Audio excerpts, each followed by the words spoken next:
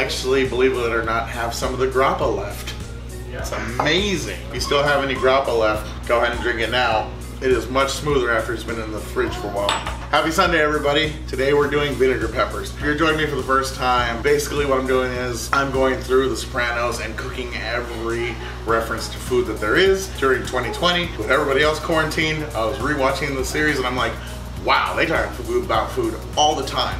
And the last 3 weeks is proof of that. In just the first 10 seconds of Tony and the boys visiting Jackie in the hospital, we've had 3 food references. Brajul. I'm going down to the cafeteria, hon. You want me to bring anything back?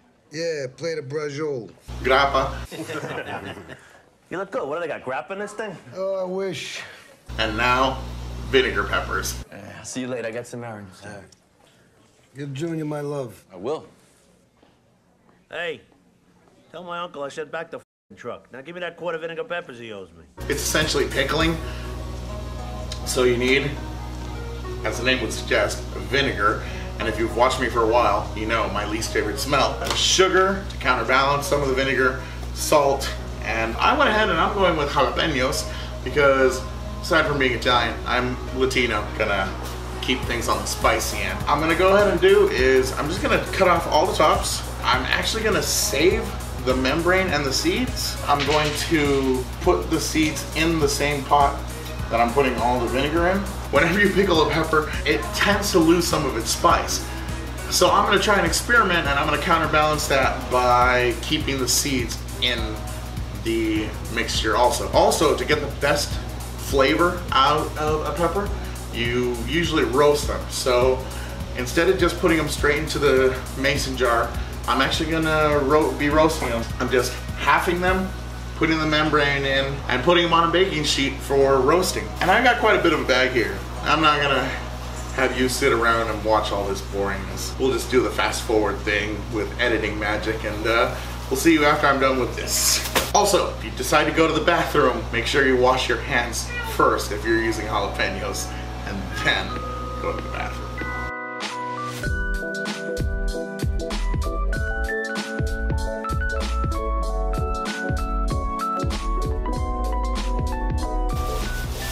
All right, so they're all halved, and I've taken the membrane and the seeds out of them. I kept them in the pot. Okay, next up, cleaning. Always happens. So we're gonna go ahead and for every, okay, so I got my 2-cup measuring cup, open up the dreaded vinegar. For every 2 cups of vinegar equal 3/4 cup of water. And I'm just gonna keep repeating this cycle until this gallon is pretty much done. All right, we'll say 7. Now we add 7 times 3/4, whatever that math is. And 7, and then we add a tablespoon of sugar for every ratio. I guess on the first try. 7. And we're also gonna do a teaspoon of salt for each one. Shit, was that 3 or 4? That was 4, right? Yeah. And 7.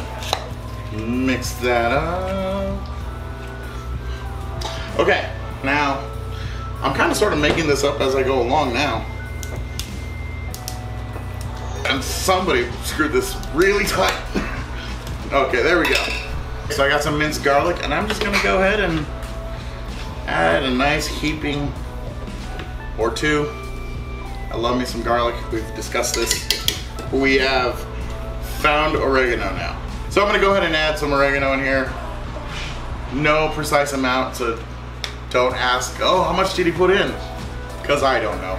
The oven is now preheated. So I'm gonna put all of these in for about 20 minutes or so, just to get them roasted. And then we'll just put them in the jar and with this mixture in them. Ignore the martini ware on the table. We're having martinis after this. So anyways, Alexa just told us that the timer went off. I'm gonna pull these jalapenos out the oven. Oh, okay, the smell in here is pretty delicious. those jalapenos. Let them cool down just a little bit. We got our mason jars. And by the way, the whole roasting thing, that's just something I chose to do. You could totally put them in whole if you want. Totally your call. I just decided I wanted a little bit more flavor with the roasting. Just going to take some of the peppers and toss them in here. By the way, Chrissy did totally remind me to let all y'all know that these all the mason jars have been boiled. Sanitation reasons. Alright, so that's about a half a tray right there. I'm going to take my measuring cup and just get some of the liquid in here. And you want to go until the jalapenos are covered. There we go. And I guess I can leave that hanging in there. That's it. Let it hang out for at least a day. Could go for a couple months if you leave them in the fridge. Okay, they're all canned? Jarred. Or jarred. They're all jarred.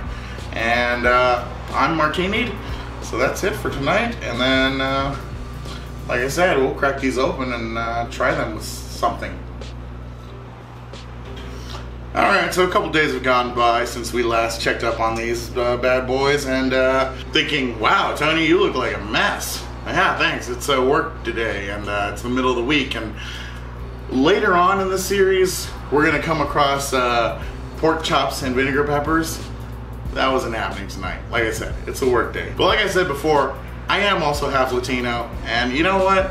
I'm just really feeling a quesadilla right now. So, going with jalapeno and carne asada quesadillas, and we're gonna go ahead and use these jalapenos diced up with the carne asada. Carne asada, that's a different recipe for a different day. I'm just gonna go ahead and chop these up, and also to show you the versatility of these things, because they don't just have to go with pork chops. They don't just have to go into deli meat sandwich, although that's how they're normally gonna be used. So anyways, we're gonna give this a shot and see how it goes. Because I am one to live in excess, I got the really big size tortillas that you normally use for burritos. And again, you know my motto, use your hands whenever you can. Predominantly put it on half of it because you're gonna be folding it over. And here are vinegar peppers to show the diversity of them. Oh, by the way, full disclosure, at the beginning of the video I said make sure to wash your hands before going to the bathroom. Wash them thoroughly, like even between underneath the nails and everything. I succumb to what I warned you against. Or wear gloves. Or wear gloves. All right, and just pop this into the oven for a couple minutes. That's it. All right, time to pull it out. Usually take the side that doesn't have everything on it, fold it over. There you go. And there we go. Yes, I did the Taco Bell cut. You'll excuse the sweat. I'm in Belton right now, and it's what, 752 degrees? Plus I'm standing in front of an oven. But here we go. Jalapenos and carne asada. Oh, that spice didn't take any time at all. That kicked in immediately. But that's what I was hoping for. So, mission accomplished. I played around with the idea of leaving the seeds in there. I'm totally pulling the Guy Fieri and talking with my mouth full again. That's what you gotta do when you're doing a cooking show. I hope you try this at home for yourselves. Send in pictures, comment on the video, let me know how it turned out for you. Hit me up on all my socials. They should be scrolling at the bottom. And also, if you haven't yet, please, in the lower corner right here, kind of where I'm pointing, subscribe. There might also be a little bubble with my channel picture in it. That'll also subscribe you. Thanks a lot. Subscribe, share, like, and we'll see you next week.